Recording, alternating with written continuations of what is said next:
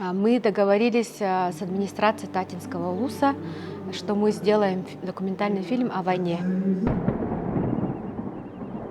Bir gün seri oldu diyince sağ oldular, kapsetalar canlar bu. В Якутии потери в тылу от голода и холода там, и сопутствующих болезней, да, в годы Великой Отечественной войны в 2-3 раза превосходят боевые потери на фронте. Вот к 75-летию тогда победы Великой Отечественной войны вот, хотелось сделать какой-то такой проект, да, о войне. Мы решили, что надо сначала сделать съемки воспоминаний детей войны, ветеранов труда.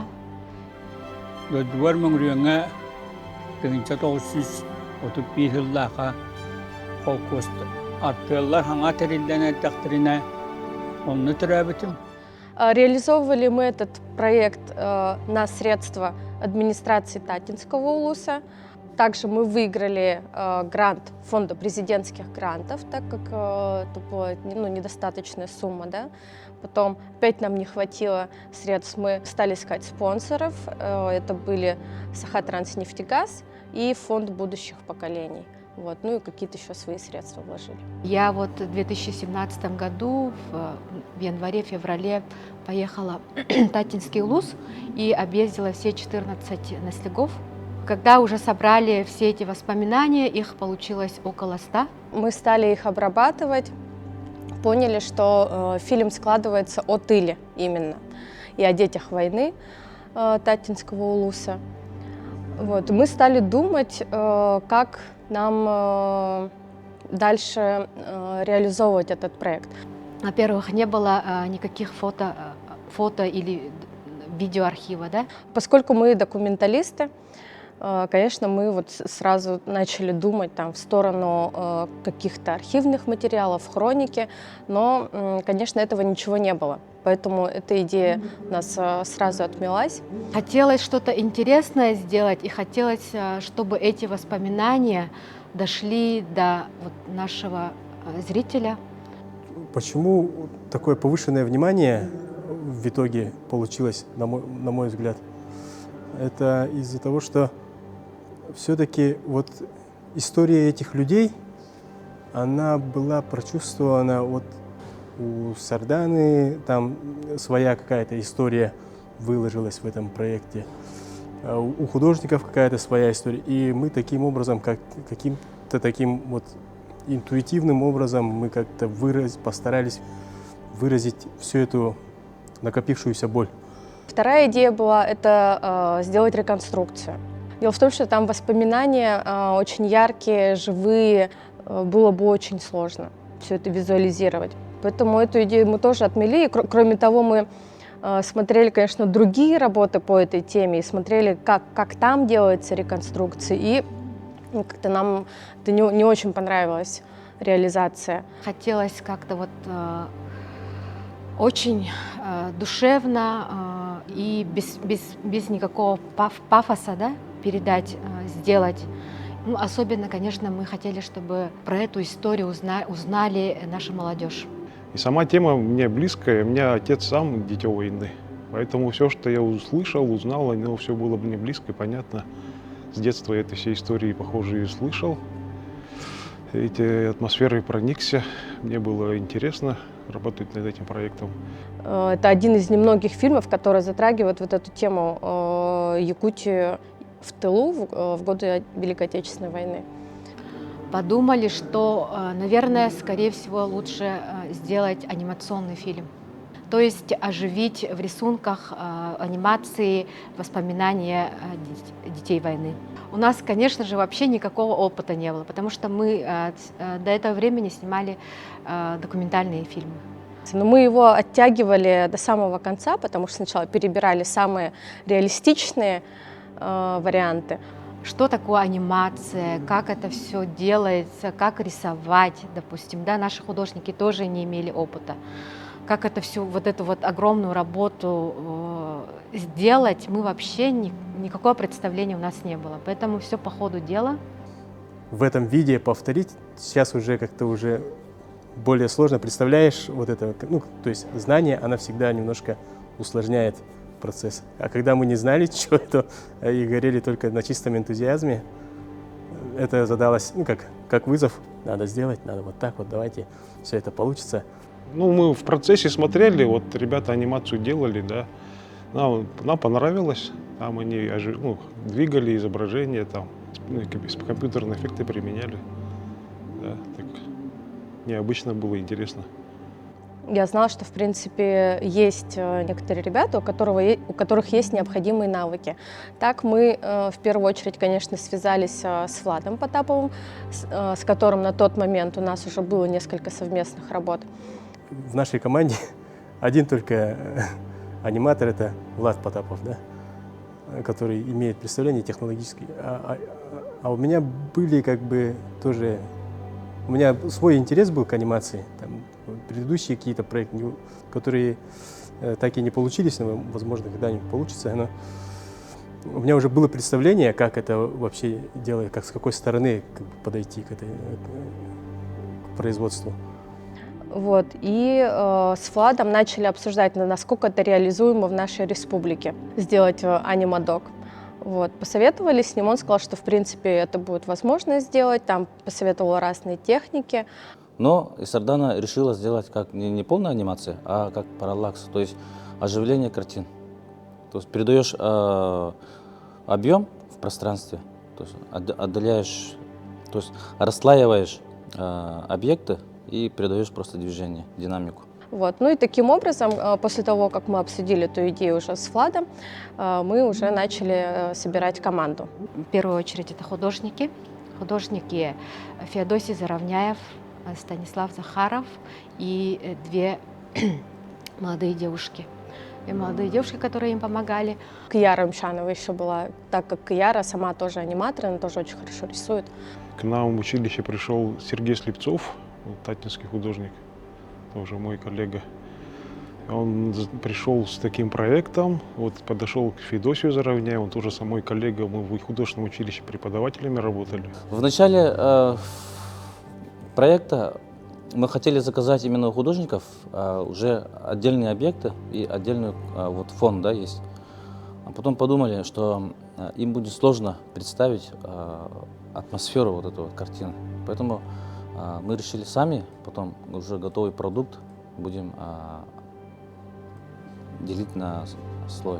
Они принесли аудиозапись, сценарий, Сергей сделал раскадровки, потом нам предоставили референсы, мы смотрели в интернете исторические материалы, фото, чтобы было соответствие атмосферы времени, костюмов, вот, типажей, людей, вот, окружения всего. Мы за очень короткое время нарисовали много, сотни рисунков. Мы с утра до вечера рисовали, пока спина не заболит. И параллельно сразу шла работа над анимацией. Художники рисовали картины и нам прислали. Мы их отсканировали и уже в компьютере расслаивали. Ну, я бы тут добавил, что с художниками очень повезло сразу же. Увидели их картину, столько души. В результате вот художники нарисовали около 300 рисунков. Посмотрели первые пару картин и как-то очень, как-то скучновато было. Но я решил придать самостоятельно, решил придать движение как бы анимированное, да, полностью. Конечности двигаются, руки, голова, там, вплоть до моргания, да, глаза. И показал ребятам, и нам всем как бы понравилось. И решили с этого дня сделать полностью весь проект анимированным. Это вот совмещение эффекта параллакса с костной, скелетной, как говорится, такой анимацией, да? И мы столкнулись с проблемой, да, в реализации самого этого проекта. Полностью анимировать, это нужны были дополнительные люди. Потому что один человек не справился бы ну, с этой задачей. Поэтому мы наняли дополнительно людей, например, Александр Костромыкин, Тим Третьяков, Надя Ефимова, Мария Сафронова, Николай Мочкин. В основном аниматоры занимались в большей часть своего времени расслаиванием картин. Да, вот это очень много времени занимает. Как сказать, для меня это было сюрпризом. Я вначале думал, что это будет легкий процесс, но на деле это было очень сложно. Поэтому начинали каждый день, что-то менялось, каждый день изменения в сценарии, допустим, да, изменения в рисунках, в подходе работы. В общем, было очень сложно, но интересно. Говорю, вот быстро-быстро, вот до среды нам вот столько надо. 3 истории, а в каждой истории это 5 изображений. Чтобы раскрыть одну историю 5 раз, 5 картинок рисуешь, и таких историй 3 или 4. 15, 20 рисунков надо было рисовать. Нам помогали молодые художники Лилиана Ермолаева и Юлиана Ксенофонтова. Они изображали отдельные детали и отдельные сцены, потому что мы не успевали все сделать. Там самая тяжелая работа – это вот расслаивание, ну, то есть готовую картину мы ее подготавливали к анимации, то есть разбивали ее на элементы, все это складывалось, собиралось аниматором. А я уже готовые кадры собирал в такую историю. Но в процессе погружения в материал у меня появилось свое видение, с которым я поделился с Арданой. Мы все это согласовали уже с аниматором, с Владом Потаповым. И примерно понимая, что это гораздо утяжеляет технический процесс, но мы все же пошли на это. И моя работа заключалась в том, что, ну, как монтажер, мне надо было собирать полностью все службы. Это получается у нас художники, то есть мы принимаем картину художников, утверждает все это Сардана как режиссер, каждую картину. Потом мы все это с Владом разбираем, как человек, который анимирует, это Влад, а я же как бы расставляю. Там еще в нашей команде был еще второй режиссер, можно так сказать, режиссер или сторибордист, можно так сказать. Да, это вот Кияра и Сергей. Сергей, если он вел у нас беседу с художниками непосредственно, то мы больше работали с Киярой, и как бы с ней, получается, мы составляли вот этот, что называется, сториборд, то есть как будет идти эта история. Если не хватало какой-то там дополнительной, там, промежуточной истории, каких-то там переходов и так далее, мы делали, конечно, запрос в художественный цех, пожалуйста, нам нарисуйте недостающие детали. И в процессе вот этого сториборда уже с аниматором совместно продумывали движение, характер движений там, и так далее. Все говорили, что это очень такая точная, это не мультипликация, конечно, как бы, ну, такая достаточно лаконичная анимация, да, но для этой темы как раз-таки это самый подходящий вид, я бы так сказала. Вот.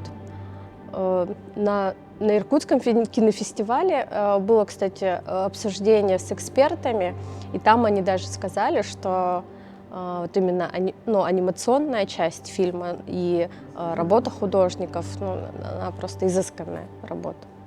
Мы просто свою работу сделали, а оценивают уже люди. Во время анимации сразу вот видишь уже, какие движения будут. Видишь картина с душой, и сразу видишь, какие вот движения предполагают. Здесь есть тонкая грань между завершенная ли анимация или нет. Вот если сделаешь какие-то движения слишком реалистичными, да, например, либо не доделываешь какие-то движения, то они могут казаться бездушными, например. Но когда уже показали работу, пресс-показ был. Позвали наших друзей, позвали Сахафильма. Сказали, что фильм, в принципе, интересный. Приняли мы участие на республиканском фестивале «Республика кино» и получили победу в номинации «Лучший фильм». Ну, это для нас было, конечно, неожиданно. И потом уже после этого фестиваля были многочисленные показы по республике, в российских городах, за рубежом, участвовали во многих фестивалях. Нам сами стали писать с разных кинофестивалей о том, что они хотели бы увидеть наш фильм на их фестивале. Везде жюри, также и зрители, конечно, с большим интересом смотрели этот фильм. После каждого показа, где я присутствовала, ко мне подходили зрители, говорили о том, какое большое впечатление на них произвел фильм. Да? Ведь, казалось бы, эта тема, в принципе, более или менее известна всем, особенно, я думаю, тем, кто за 30. Да? Но благодаря анимации она зазвучала совершенно по-другому. Она стала как-то более еще пронзительнее, еще доступнее, еще сильнее доходит до зрителя. Другая находка художественного решения в этом проекте — это был звук. Да? Звуком наполнил вот этот фильм Петр Скрябин, звукорежиссер наш. Он работал вообще, полностью выстроил звуковую часть. А помимо звукового решения была еще замечательная написанная музыка. Вот. И автор этой композиции, Моисей Кобяков, уже такой, можно сказать, маститый маэстро в республике Саха. Музыка полностью погружает зрителя в атмосферу фильма. Ну, конечно, это работа всей команды. Там много поработали аниматоры, звукооператоры, композиторы. Конечно, все оживилось, все стало более насыщенным, эмоциональным, богатым. Это командная работа. У меня, как у монтажера, был такой запрос, это такая из нескольких эпизодов же состоит история, поэтому я просил там такого тона, там, звук, он многое вносит. Вот этот синтез нескольких вот этих вот направлений художества, то есть это картина художников, она уже сама, даже без движения, она уже живая, да, картина. Плюс еще музыка не специально, то есть сочиненная именно под эти истории, она прекрасно оттеняет, дополняет всю эту историю. После Республики кино мы участвовали в Перми, в новом международном кинофестивале «Форма жизни», где мы получили специальный приз. Потом мы участвовали на кинофестивале «Киношок» в Анапе. Но «Киношок» — это кинофестиваль игровых фильмов. Но тем не менее отборщик посчитал, что эта работа может конкурировать и с игровыми фильмами. Поэтому отобрали наш фильм, но там мы никакого приза не получили, так как все-таки это анимадок, а не игровой фильм. Вот. Дальше мы участвовали в турецком кинофестивале документальных фильмов, где получили 2-й приз. Потом мы участвовали на фестивале в Минске, где получили также специальный приз жюри. Еще у нас был 1 приз на кинофестивале «Арктика», который проводится в городе Москва. И там мы получили тоже главный приз в категории анимационные фильмы. В Иркутске Байкальский фестиваль регионального кино, где получили гран-при. Вот так вот завершаем год. Особенно и жюри, и зрители, их поразила больше всего работа художников. Все говорили о том, что какая-то потрясающая работа. Все меня спрашивали, кто эти художники, там, участники кинофестиваля подходили, спрашивали, где мы собрали команду, где живут эти люди, как с ними связаться, что мы тоже хотим что-то сделать такое, как связаться с вашими художниками, мы тоже, может быть, хотим с ними поработать. И вообще, в принципе, интересно там аниме-дог сейчас делать. Вот. Я бы так сказала, что, наверное, этот жанр сейчас уже как-то набирает популярность.